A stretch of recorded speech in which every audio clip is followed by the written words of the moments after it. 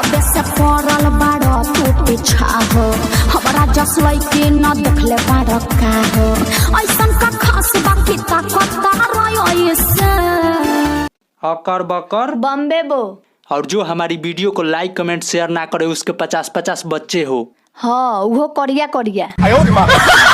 सुन तारीस का हो एगो औरत 1 घंटा में 10 गो रोटी बनावती है तो 2 गो मिल के कितना बढ़िया सा 20 गो।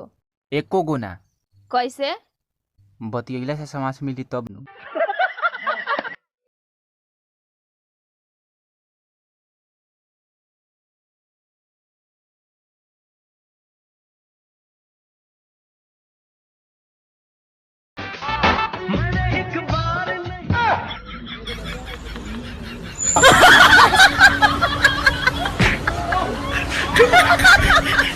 मेरी दिल जानी मेरी तारा के 2 दिन से देखा त निहान धो के पीछे काहे पड़ल बड़ा।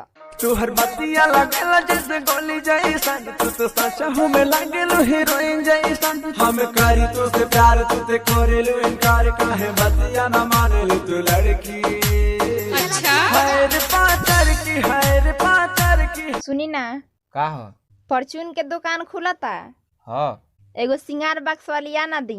तनी हुलियो देख के फरमाइश कइल जाला।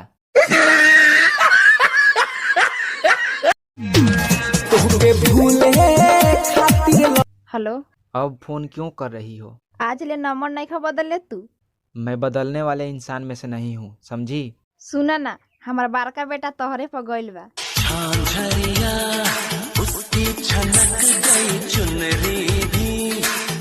आज क्या लग रही हो? बस भी कीजिए ना जी, कितना तारीफ कर ले जा रहे हैं। ना आज नहीं रुकेंगे। बस भी कीजिए, अब तुमको शर्म भी आ रहा है। अब बस कीजिए ना, है बस कीजिए ना जी, अपने लोग को तो नजर लगता है। हेलो हाँ बोला कहाँ हो अभी? घरे बानी लॉकडाउन में कहाँ जाए? अच्छा लॉकडाउन खुलेगा तो सबसे पहले क्या करोगी? तोरा के ब्लॉक कैसे जीवो तोरा